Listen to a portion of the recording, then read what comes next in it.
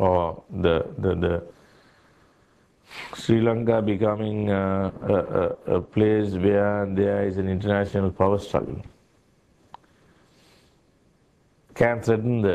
is threatening the peace process itself. Because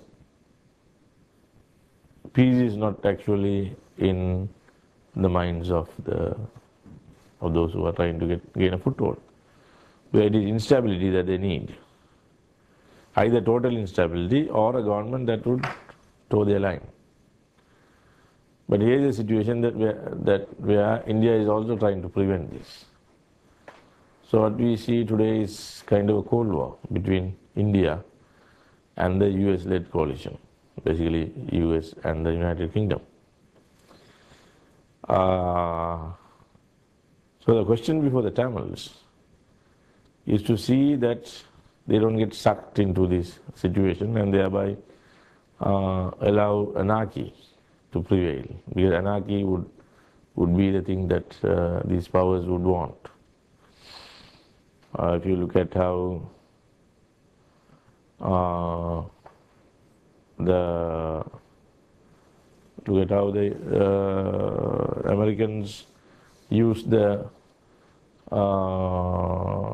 Pashtuns, Pathans in Afghanistan against the pro-Soviet regime. Then how India has used the Chakma rebellion to destabilize the southern parts of Bangladesh, or how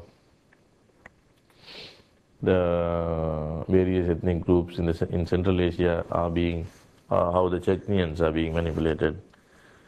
You find only kind of what they call terrorism. But it is violence that is manipulated by the big powers to keep the pot boiling.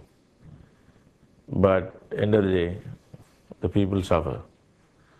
So the question before the Tamil people is to see that they steer clear of this while maintaining their advantage. But this involves problems of the big powers seizing your weapons shipments, or sending out people, closing down your political offices. Or there are a lot of challenges, but the main thing is to see that you have a foothold in your own homeland, that you have internal mechanisms whereby you prevent the whole society from collapsing, build very strong basis for the society to prevent it from collapsing, and also see that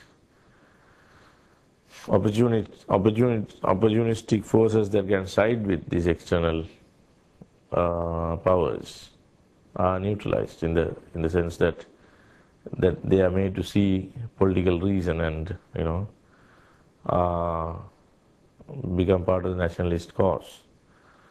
So there is an important need for the Sri Lankan Tamil movement to save itself or protect itself from the kind of international strategic maneuvering that is taking place now in that part of the Indian Ocean. There is also a fact that if the fact that America wants to maintain a large force permanently in Iraq, with the handing of sovereignty or no sovereignty, America wants to have a large force permanently stationed in Iraq so that the world's cheapest processing of oil can be, there can be a hold on that. If America is going to keep, say, about 100,000 troops in Iraq, given the present conditions, they would need about 100,000 troops there. They have to have forward supply positions, which they don't have now. Rio Garcia is too small. and the nearest base is in South Korea. And then you have Okinawa, then Guam, and then Hawaii. So which are to fly, right now what they have is Digogasia here. So Digogasia is too far for, because Iraq is under the Pacific Command here, basically for logistical reasons. Because rather than coming like this and like this, it's for some reason it's easier for them to come through South China Sea, cross through the Malacca Strait, off Sri Lanka, through the Arabian Sea, Persian Gulf, Hormuz Strait, and Iraq. That's the shortest and most viable route, the sea route for.